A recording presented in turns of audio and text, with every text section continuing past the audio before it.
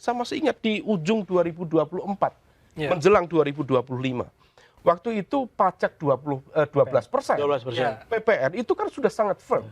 Tapi ketika kemudian suara masyarakat sipil menggema, Pak Prabowo juga mendapatkan saran masukan dari sejumlah pihak, para ekonom, impact-nya terhadap ekonomi nasional seperti apa.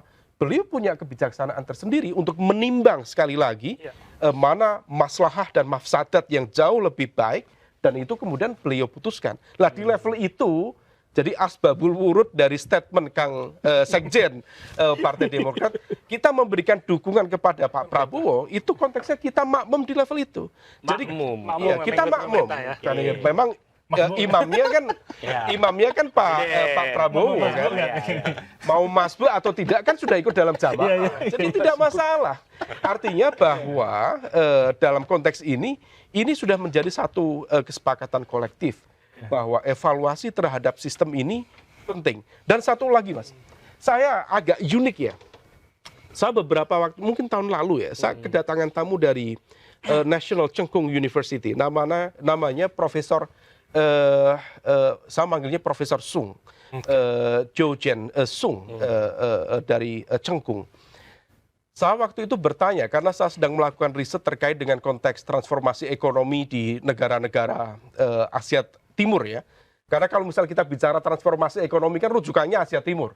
Jepang melakukan itu pasca Perang Dunia Kedua, kemudian Korea Selatan yang dulu tahun 60-an GNI per kapitanya itu sama kita.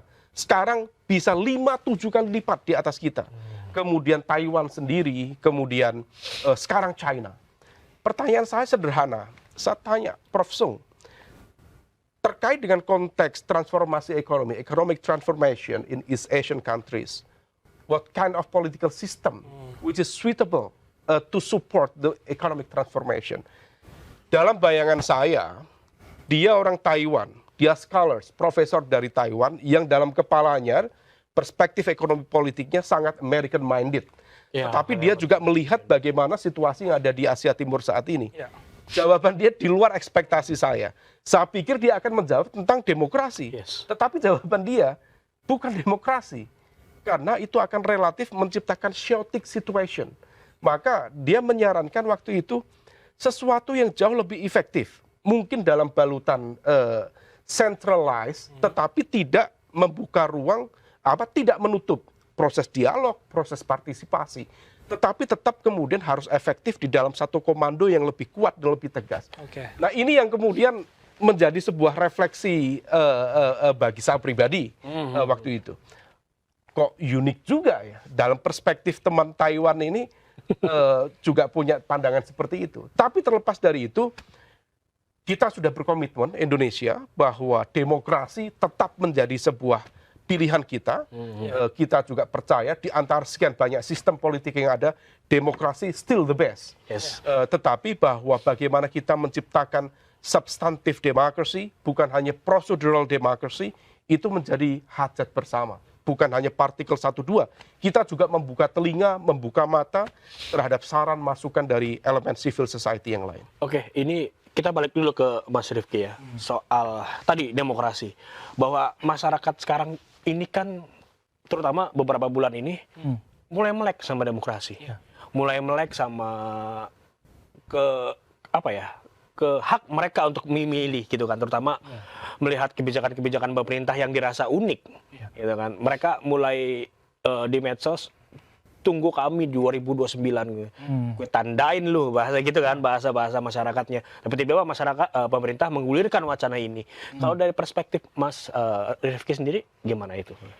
Iya, saya sepakat dengan itu ya. Bahwa dengan hari ini partisipasi digital lagi tinggi-tingginya. Artinya kalau kita lihat demo Agustus misalnya kan, ketika ada anggota DPR yang blunder, lalu terorkestrasi sangat panjang sehingga ada banyak demonstrasi kan. Dan kalau kita melihat dalam agenda yang lain, contoh soal bencana di Sumatera kan, ini kan juga dikawal juga oleh para influencer, mungkin oleh banyak netizen. Ini menunjukkan bahwa partisipasi masyarakat di level digital itu sangat tinggi. Dan ini juga penting juga kita melihat dalam konteks pilkada DPRD ini. Ketika misalnya partisipasi digital lebih tinggi, kenapa kita kembali ke model yang dulu kita anggap bermasalah. Kenapa tidak kita lihat model hari ini, kita evaluasi, dan kita lihat model barunya bagaimana? Kenapa harus kembali ke model lama? Jangan-jangan ini kan selera politik yang mahal dan murah ini perspektif elit, bukan masyarakat. Oke. Ini kan survei terbaru juga ada nih yang keluar, ternyata 66% menolak kan? Dari mana tuh? Dari LSI misalnya. LSI mana? Indonesia ya? Indonesia. Ya artinya ada data itu kan. Nah, yang jelas bukan lembaga saya gitu kan. Ya, ada data itu. Jadi kalau kita melihat fenomena itu, artinya kan bahwa masyarakat masih menganggap pilkada itu penting secara langsung. Karena ini momentum bagi masyarakat itu langsung melihat kepala daerahnya. Ya oke, kita melihat dalam konteks distribusi uang yang tadi kita bilang kan. Misalnya kalau lewat DPRD mungkin hanya dinikmati oleh sekelompok elit aja lewat DPRD. Tapi kalau langsung kan ramah UMKM juga kan. Ya misalnya ada tukang baliho, ada misalnya banyak hal yang akan dilakukan. Ini bukan politik uangnya ya, tapi banyak secara ekonomi kan juga harus ada kita lihat juga. multiplier effect-nya. Iya, bagaimana dampak ekonomi ketika pilkada langsung.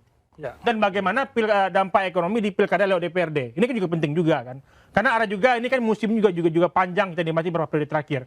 Dan kembali lagi soal aktivitas dari kelompok yang hari ini ramai di TikTok, di media sosial, Instagram, dan juga aplikasi lainnya, bahwa jangan sampai jadi ini kan gerakan-gerakan banyak negara kan Gen Z udah mulai tampil juga kan ini mengganggu banyak pemimpin, tapi jangan sampai juga ketika pertumbuhan demografi kita makin baik tapi kok perspektif kita baby boomer ya, baby boomer nggak mau melihat bagaimana sih perspektif milenial, mungkin Gen Y atau Gen Z, padahal kita juga penduduk juga kan. Maka ini yang penting juga kita lihat bahwa dalam konteks bernegara, apalagi ini bersentuhan langsung dengan masyarakat.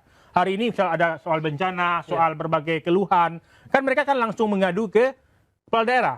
Kalau misalnya kepala daerah dipilih lewat DPRD, tentu ketakutan kepala daerah terpilih bukan lagi kepada masyarakat, tapi kepada anggota DPRD atau partai politik yang memilih mereka. Benar kan? Iya, ada ketakutan DPRD ya. Ketika pilkada langsung pun masih banyak kok kepala daerah yang nakal, nggak mau ketemu masyarakat, nggak mau ini. Tapi bayangkan itu dipindahkan ke level DPRD.